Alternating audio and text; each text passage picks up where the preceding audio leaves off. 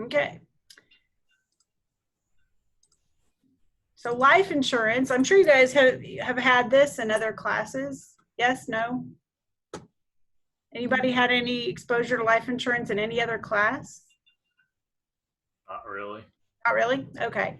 Well, I mean, it's not something you guys are going to worry about, obviously, at this point in your life. But as you get out and start getting your first jobs, or you start having, get married or have a family, this will become more important. So I think it's good for you guys to know either way.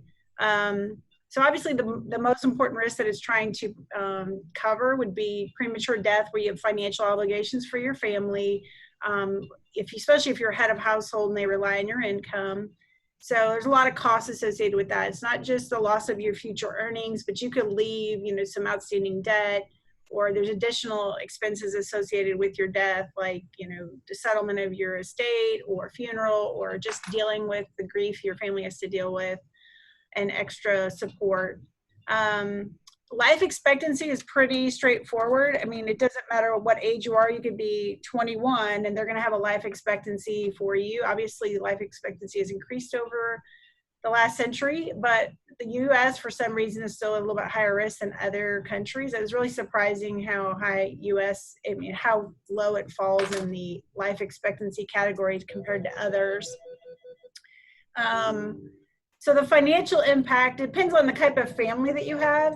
So if you're single, obviously you don't have a lot of financial burdens you're leaving on others. In fact, if you leave outstanding debt, most likely the company holding the debt, the mortgage company, will just take back the asset and nobody has to worry about paying for it. If you're a single parent, obviously that's much more of an issue because you're leaving behind a child that someone else would have to raise and make sure they have financial support. And make sure you guys know about what a sandwich family is. Maybe you haven't thought about this, but you not only have dependents that are children, you could have dependents that are aging parents that rely on you for support and care. So that's another concept. For the exam, really, it says 3 approaches, but the only 2 I really want you guys to focus on would be the needs approach and the human life value. So human life value really is looking at what do you earn, what's the present value of your future earnings, and it excludes what it would cost for you to support yourself, because obviously if you're not there and you have a family of 4 and you're not there, you're only supporting 3 people. So you're looking at that value. To me, it's a really crude estimate because it doesn't take into account all the other expenses you might have. It's not just your income, but you might have future income earnings. It's hard to realize that you may get a great job in the future, making a lot more money, and your return on your investments. Needs is a lot more clean, meaning you put down everything you think that your family is going to need throughout their life. There's that period when you first die and having to sell your estate, pay for any unexpected expenses. But also you have that period of readjustment. Make sure you guys know what that is. That's that 1 to 2 year period where it takes a while to go back to normal. If you lose a parent, the other parent's going to have to accommodate and probably adjust their work schedule, or maybe even lose their job to take on a different job in the future. So there's that period of getting back to normal, if there's ever such a thing. And then there's a dependency period, which covers all your kids up to the age of 18. And then any special needs, like obviously paying for your child's education, if you wanted to pay off the mortgage, or new cars, anything like that, that would be all in your special needs. So that's real easy. You could go down through there and determine how much that is. Anybody have any questions so far on the 2 different approaches? Because I would want you to explain the 2 and the differences.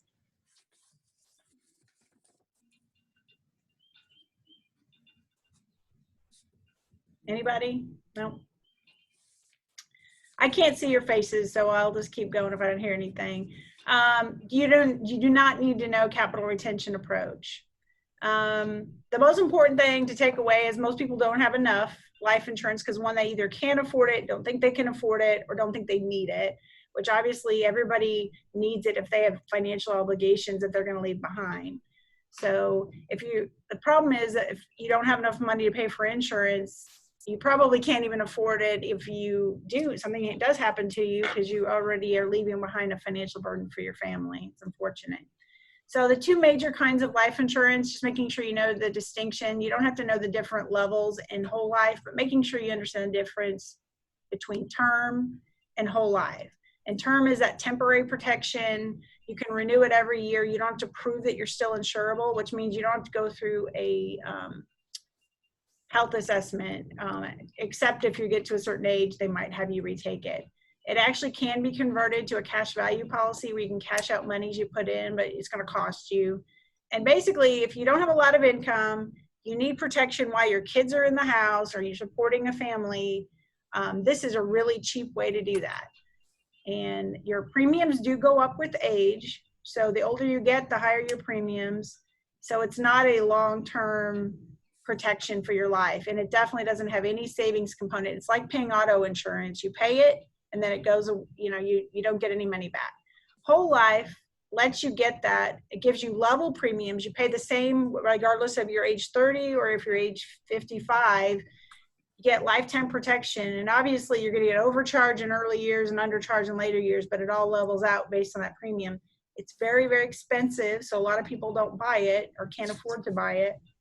But then it has a cash surrender value. So you actually are building like an investment account with some value there, but it takes several years to actually recoup that. So it depends on, to me, personally, this is my own opinion, there's money you can invest somewhere else probably and get a better return. So the only advantage is you don't have to worry about the cost going up every year. You know what it's going to cost you throughout your life.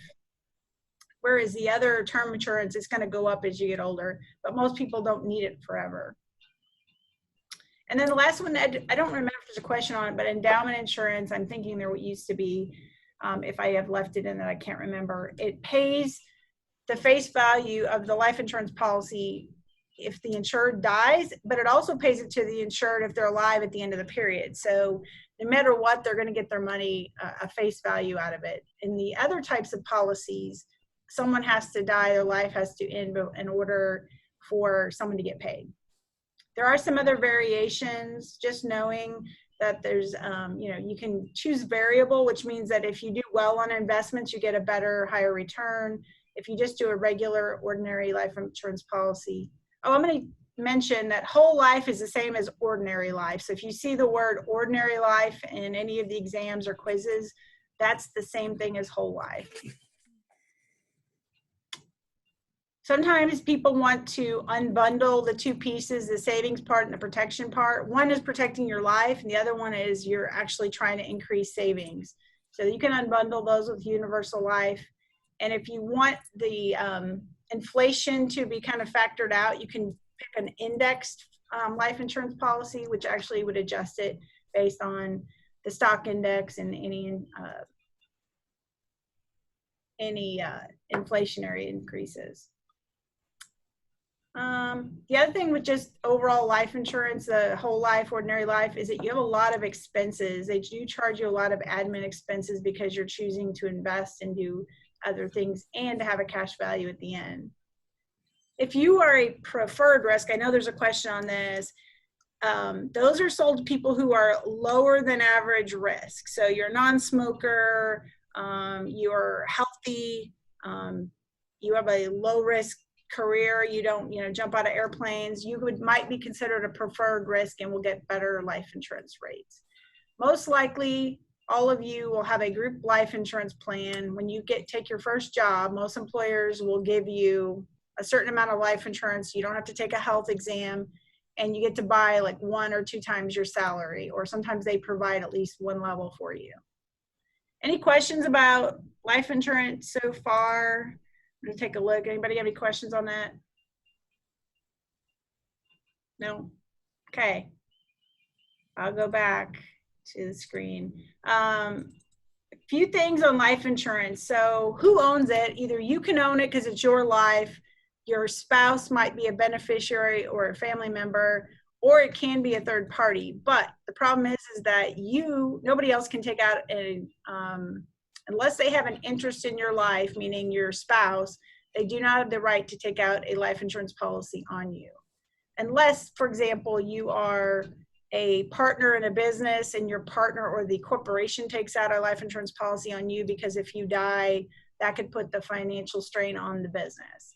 But for the most part, there has to be some kind of connection or right to that person that would impact their well-being if you pass away. As a owner of the life insurance policy, you can change your beneficiary time. If you get mad at somebody and you want to change it, you get divorced, you change it. Unless you create it as an irrevocable, and some people do that through a trust, that protects the spouse or family member that you cannot change that without their permission or knowledge. Also, as the owner, if you have a certain type of life insurance policy that has a surrender value, which is a cash out value, you can take that yourself. You can receive any dividends or what I would call refunds. So all of those are your choices. You can transfer your life insurance policy to somebody else at some point. Maybe you want to donate it to the church. You don't have any family members left and you want to just give it to them. You could transfer ownership to the church if you wish. They didn't take it out on your life, but you're allowed to transfer it to them.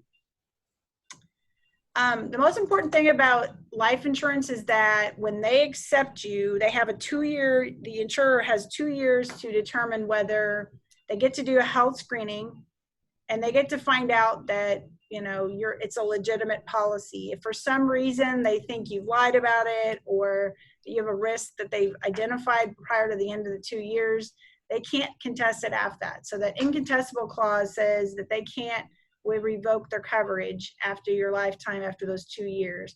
That protects your beneficiary. The suicide clause also is in place, so that way you can't just place a policy and take your own life in order to leave your family money.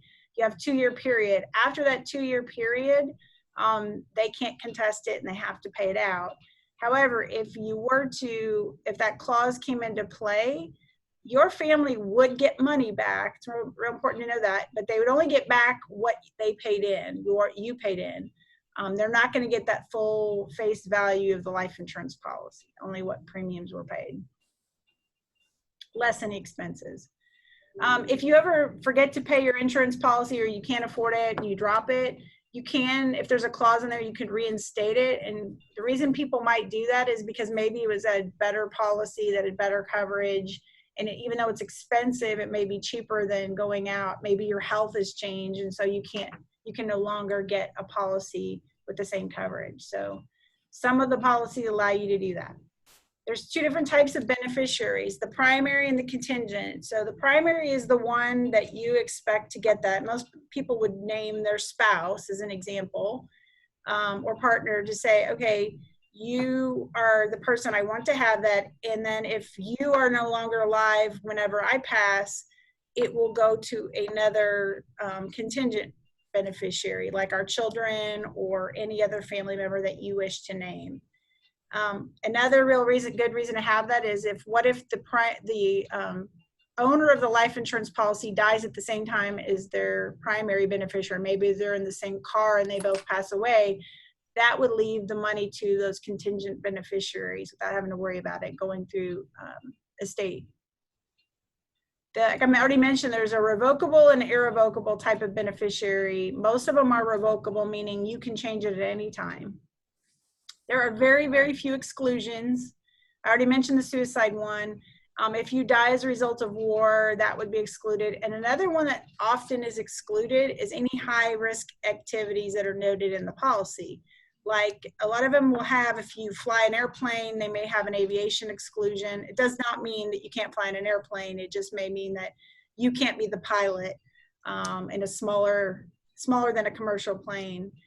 If you do any other kind of dangerous activities, they have and you die as a result of them, not as a result of your health, but if you die as a result of one of those, that would be excluded.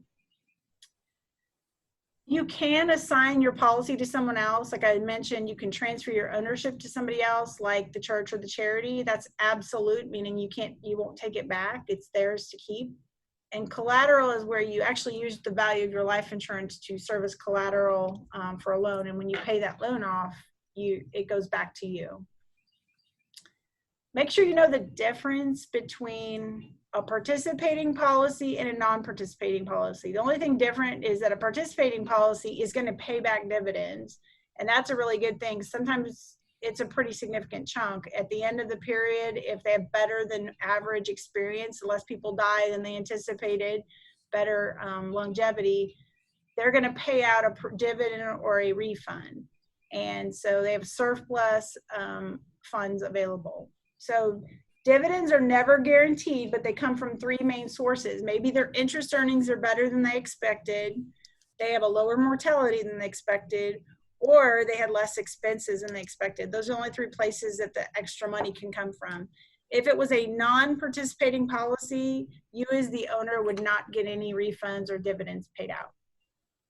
There's lots of different ways you can have dividends paid out. They can just give them to you as cash, or you can help reduce future premiums if you choose, or pay up and get maybe an increase in your value. Non-forfeiture option, really all that means is cash surrender value. So at any time, if you have a whole life, ordinary life policy, it's going to have a cash surrender value. If you've had it in place for, let's say, 10 or 15 years, it's going to tell you that if you want to give it up and cash it in, this is what it's worth. And you can cash that out, or you could use it to do something else with it. Maybe you want to take the cash and buy a different term insurance policy if you wish. Settlement just means what's going to happen to the money when you do pass.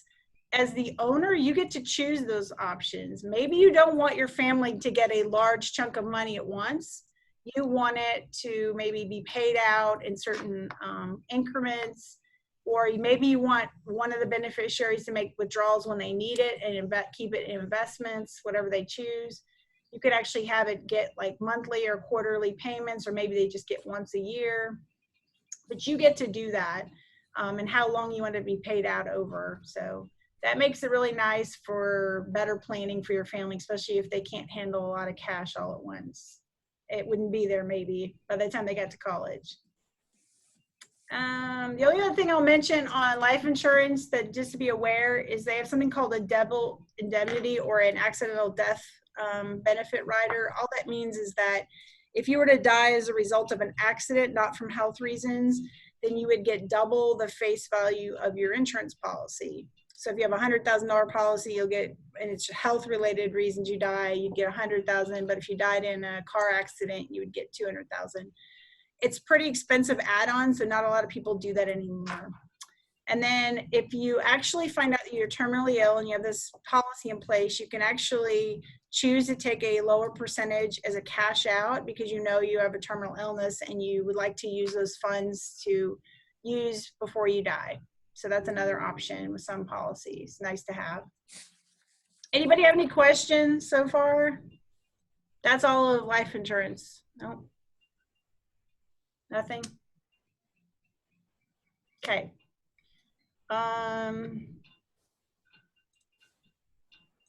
Going back to annuities. I know you guys have had annuities in other classes, so I'm going to just skim over this. Make sure you guys know, well, one, that annuities are the opposite of life insurance because a life insurance policy is there to protect against you dying early. This is a protection against you living too long.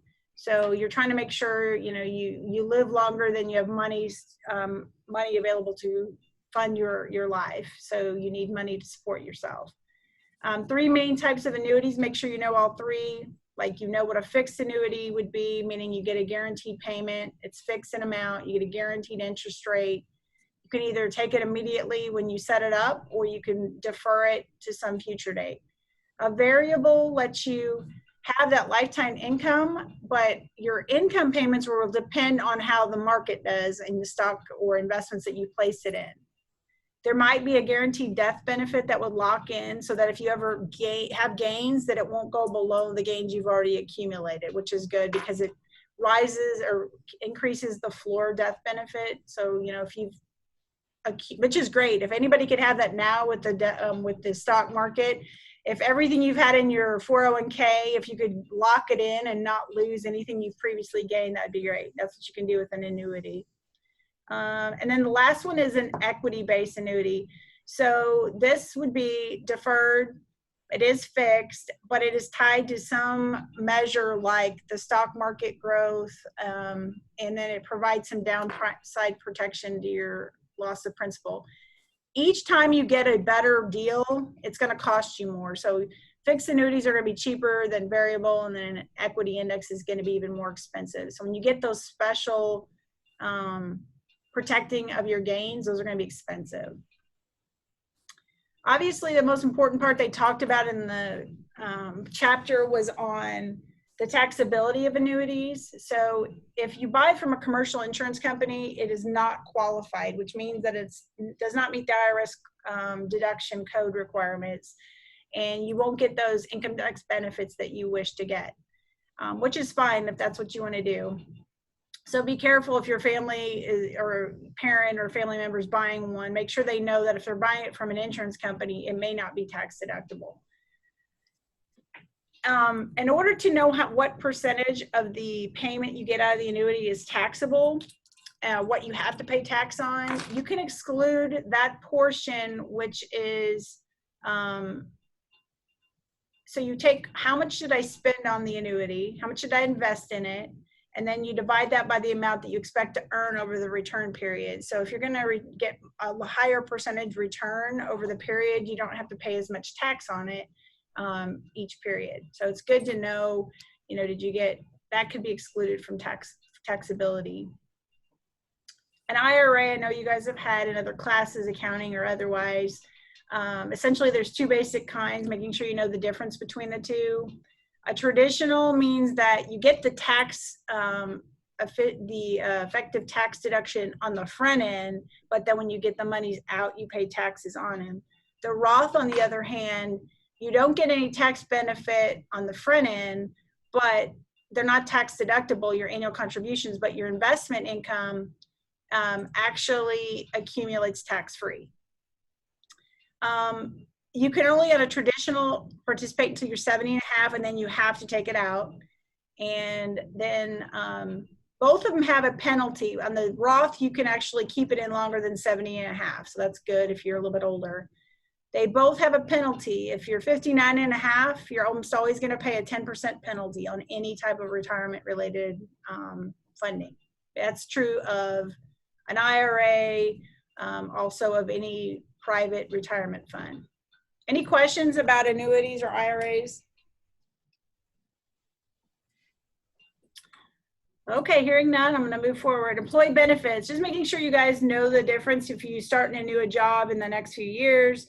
Hopefully you have a pension plan or some kind of pension or retirement plan in place for yourself. Most pension plans have that favorable income tax treatment. So employers can make contributions that are deductible, and then they accumulate tax-free. So that's always a good benefit. In order to be a qualified plan that meets the IRS requirements, the plans have to benefit all workers, not just those that are paid the most. So there's actually a ratio test. Make sure that when if you see a calculation, it's the percentage of non-highly compensated over the percentage of highly compensated. So it's two percentages, one percentage over the other percentage. And if you divide those, it's going to give you a third percentage. If it's over 70%, then you're good. And it won't be, it'll be considered a qualified plan. If it doesn't meet that 70%, it's not tax deductible for the employer. You have to be a minimum age to participate. Vesting is an important thing. So that means that if you choose to work in an employer for a couple of years and then move to a new job and you don't decide not to stay till retirement, you can take those benefits with you. That's called vesting. Some of them you have to wait 5 years, which is a long time, I assume. For most people, if you don't want to stay at a company for 5 years, you don't get fully vested, but you get your money back that you paid in. Some of them are faster. They may have you vest within 2 to 3 years. So it's real important if you get a job to ask what the vesting requirements are. If you take money out early, it's the same penalty as we talked about with IRAs, 10% if you take it out before 59 and a half. And because it's sitting there, they don't let you sit there longer than 70 and a half. You have to start taking distributions. But if you want to roll it over into a Roth account, you can keep it in there longer. Make sure you know the difference between the two basic types of retirement plans, defined benefit versus defined contribution. Main difference, and I'd ask you if we had a lot of time, I'm going to try to speed this along for you guys, is A defined benefit, you know exactly what your income is going to be when you retire. If the investments do poorly, like they're doing right now, your employer has to put in more money to make sure it makes up the deficit. So that's a great thing to have. A lot of companies don't do defined benefit anymore. You know what the contributions vary depending on the performance, but your employer is putting those in, you are not. And then you get a guaranteed benefit. On the other side, they're telling you, I'm always going to put in a certain percentage of your income, it's fixed, but what you actually have at the retirement age can vary depending on how well it performed in the investments. So that one's not as secure. Obviously, if you have a choice between the two, you're always going to take the defined benefit. It's a guaranteed income. It better reflects inflation on your benefits. Usually it's non-contributory. That means that your employer contributes money, you do not. And all of the investment risk falls on the employer, not you. So if it does poorly, they just have to put in more money. The only disadvantages are that sometimes they're underfunded and they're really expensive. So a lot of companies just drop them or underfund them. Defined contribution, like I said, is not as good, meaning you can only estimate what your final benefit's going to be, and all the investment risk is borne by yourself because you don't know how well it's going to perform in the market. 401k is a type of defined contribution plan. It's not really different. It means that you get to put in cash of your own, you're contributing, so it's a contributory plan, and you're putting that in and investing the monies how you see fit. You don't know what the end value will be until you retire and see how the market does. 401(b) is just another type of that, but it's for tax exempt organizations, but it's the same thing. It's a defined contribution plan. So what are the problems and issues with these tax deferred retirement plans? Most importantly, most people do not save enough money, so they have inadequate balances. They also don't have full coverage for everyone. So not everybody has participated in them, or they don't have them even eligible at their organization. And then there's also people that like to take out monies early because they need it. Like right now, people may be thinking, well, I'm going to take money out of my retirement plan because I need it. Problem is they'll probably never put it back in, and they'll be at a disadvantage later down the road. Plus, a lot of people who know nothing, they don't have a finance degree or an accounting degree, may know nothing about investments, and so they're going to make poor decisions if they don't know what they're doing. So those are kind of the disadvantages of that. Any questions on retirement plans for as a benefit? Anybody? Don't some companies contribute to their 401ks too? What's that? Don't some companies like also kind of like to have some kind of matching or something like that? Yeah, so the 401k, sometimes they do a matching. That means that, like you said, if whatever your income is, let's say you put in 10% of your income into the savings, they will match up to a certain percentage of it. It won't be 100%. At my company, I can put in up to 6% of mine, and they'll match a certain percentage of that up to 6%. So it's a good, people don't realize it's a really good way to kind of fast track your investments because they're putting in money as well. And it's you do it pre-tax, so you don't get taxed on it. If you were to instead not do that and you said, you know what, I'm just going to go with a financial advisor and I'm going to give them money to go invest and I'll get better returns, probably you could, but you're also going to have to pay taxes on that before it's given to you to go invest. Whereas with a tax deferred retirement plan, you can actually choose to move the monies around yourself and you actually get the tax benefit. Any other questions? Okay. Social insurance, just it's important to know why it's there. Make sure you know the reasons. It exists because the private insurance companies cannot insure certain perils like unemployment, any economic crisis. It's also, it's there to solve social problems for a global economy and nation state. So it actually provides some kind of security for the economy, essentially. So most social programs are compulsory, which means that they are mandated. You have no choice but to participate. You don't get to choose. It is going to provide just a very minimal or baseline level of income. It's not meant to make anyone rich. It's just to kind of sustain everyone to a certain level.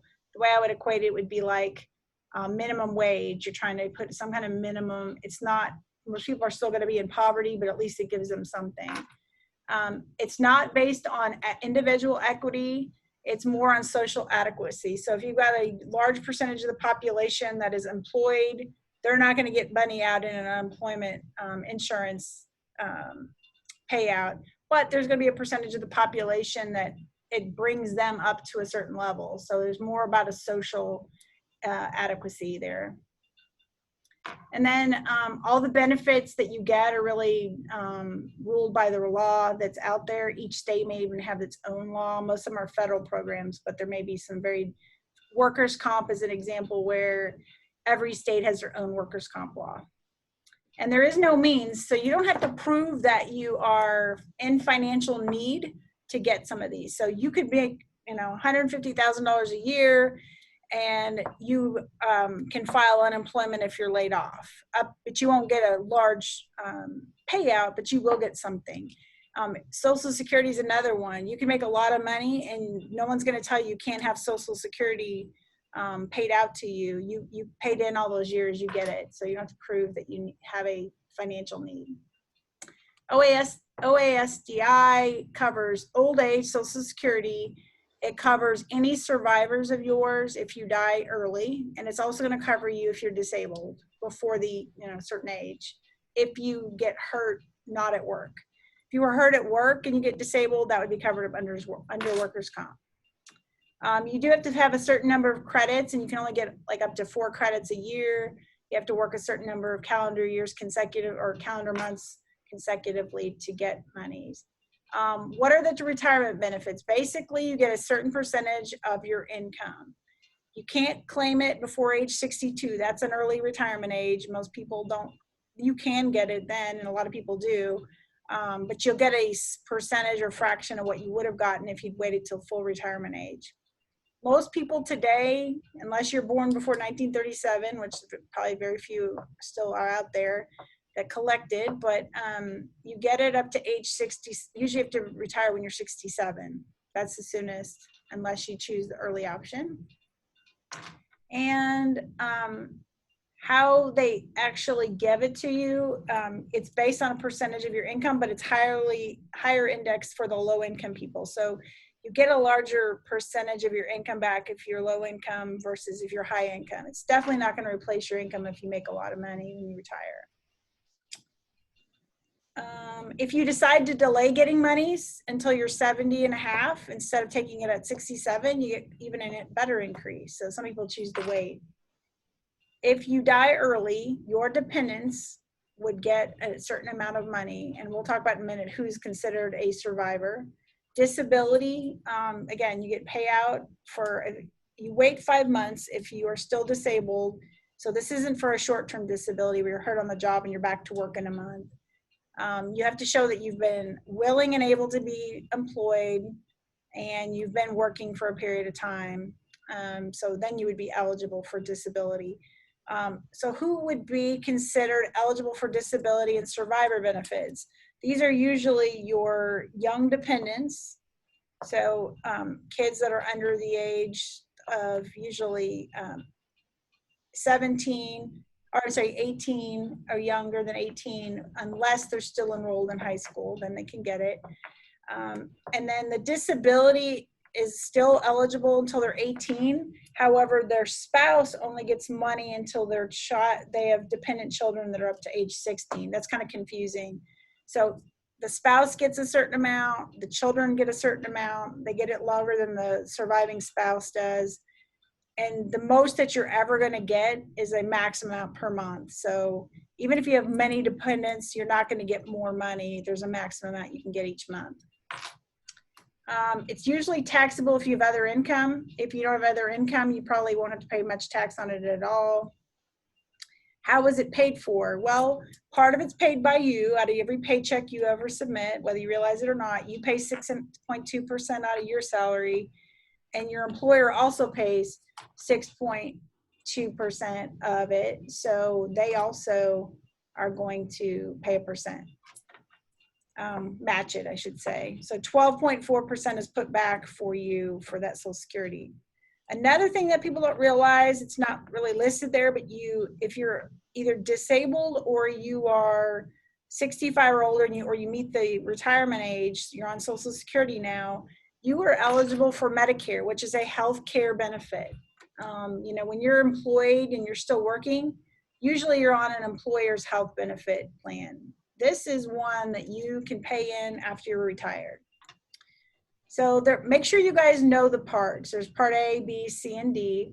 Part A is just going to cover your hospital expenses. So if you actually had inpatient surgery, any of those nursing facilities where you had to be admitted for a period of time, that would be covered under Part A.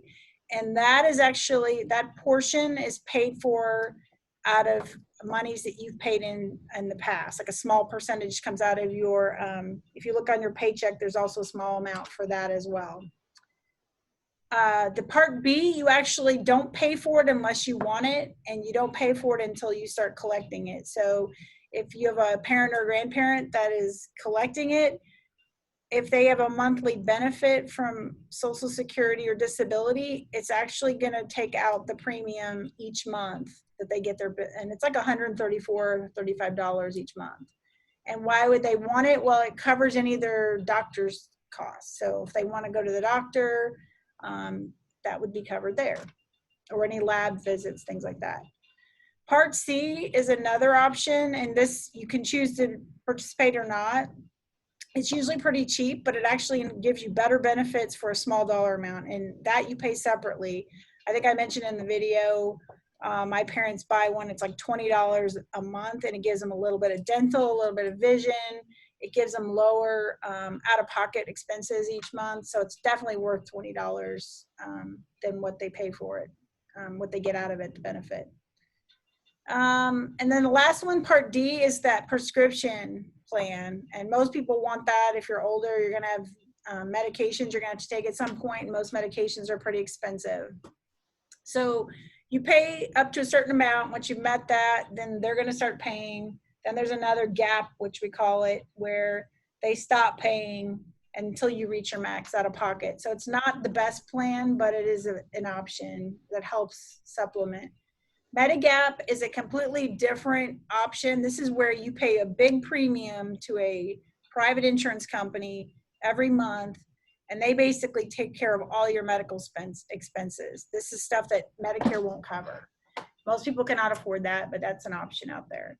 So what are the problems that arise with the OASDI program? We obviously know that Social Security is not meant to last. We're hearing that it's going to basically be underfunded and it won't exist, but it continues to limp along, so the government continues to bail it out over time. Main reason is because a lot more people have lived longer, medical costs have gone up, those kind of things. So those are the reasons. Another real important benefit would be unemployment. So in the current economy, we're seeing how many millions of people have filed for unemployment. It was put into place in the same time as all the others, and after the Great Depression, some very low times, they put in this to help stabilize the economy, make sure everybody had a certain floor level of income. You do have eligibility requirements, so you have to be earning qualified wages. You can't be just sitting home on disability or unemployment or not working in order to collect it. You have to be employed. You have to be able to work and available to work. And you have to be seeking work usually. Right now, there are no jobs to be had, so that one's probably been waived. And you usually have to wait 1 week before you're eligible. And it can last, usually it's about 6 months, but I think in the emergency situation we're in, they can extend it for another 13 weeks beyond that. And I hear they're paying out an additional stipend to everyone as well. So it's in emergency times, it can be adjusted. How is this paid for? your employer pays for it. You don't see this actually coming out of your check. If an employer wants to have employees, they have to pay unemployment taxes to cover their own employees that they lay off. And the reason they do that is so that people don't like put people on furlough all the time, like they're doing right now. People are on furlough. It's pretty rare that people do that. They don't want people laying people off and hiring them back on a regular basis. It raises their rates. Work comp is another one I want to make sure you guys know. And this is where you actually get hurt on the job and you're unable to work for a period of time. Main purpose of it, again, is to protect your loss of income, to help you get back up and running, pay for any medical expenses or rehab that you need. And it reduces the ability to litigate. So you cannot, as an employee, sue your employer, but you also don't have to prove that you were not at fault. You automatically get covered if you get hurt on the job. If you're in the car driving to a job site, that is called workers' comp as well. It's not, as long as you're doing work. Now, it's not going to cover you from the time you leave the house till you get to your job, but it is going to cover you while you're doing work. So if you were traveling on business, as long as you're not out of the country for a long period of time, it's going to cover you for that as well. Most states, you have to have it unless you're a very, very small employer. Missouri has that if you have less than 5 employees, you don't have to have it. And there are certain types of occupations or workers that are not covered. Farm workers, if you hire someone to work in your home, or if you have someone who just like periodically does odd jobs for you, that would be a casual worker. You do not have to pay workers' comp on them. Make sure you guys know the types of benefits and can explain them. So one is your medical costs. How much does it cost to get you back up healthy again? It's going to pay you some income benefits. So while you're off not working, it's going to pay you a percentage of your income. Also, if you were to die as a result of unfortunately die as a result of some accident or disease from work, it's going to pay your family some death benefits.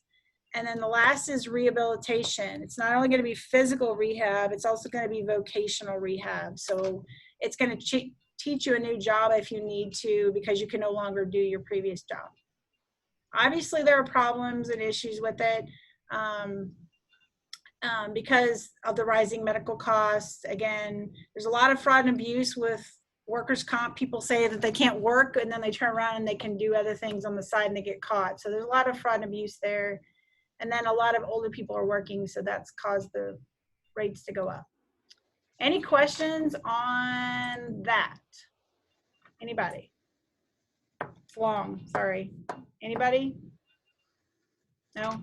Okay, the only other thing I'll share, if you haven't seen it, is I do have out there some of the questions you might consider as you're reviewing for the exam. The exam is very similar to past exams, except you're doing it on Moodle, and it'll be timed. You'll have a good portion of them are multiple choice and some short answer, but you have the questions there. Anybody have any questions so far? No. Format? No. Is the final optional?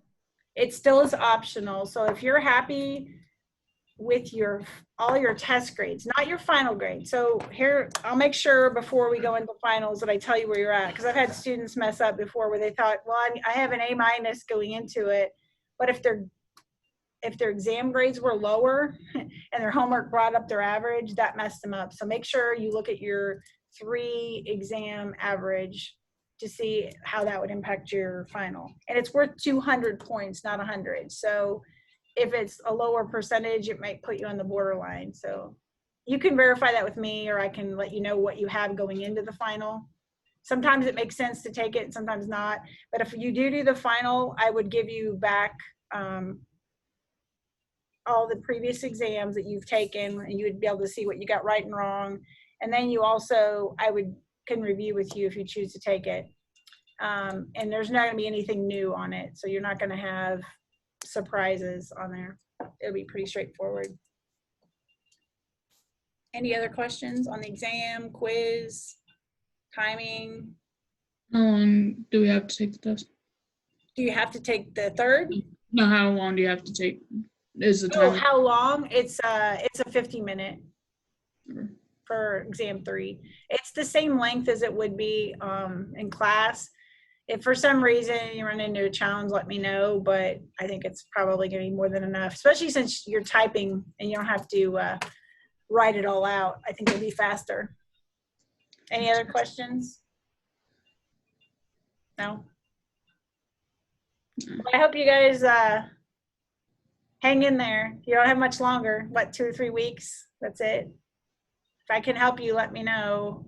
If you have any challenges or something comes up and you need something, let me know. Good to see you all. Take care. A good one. Bye.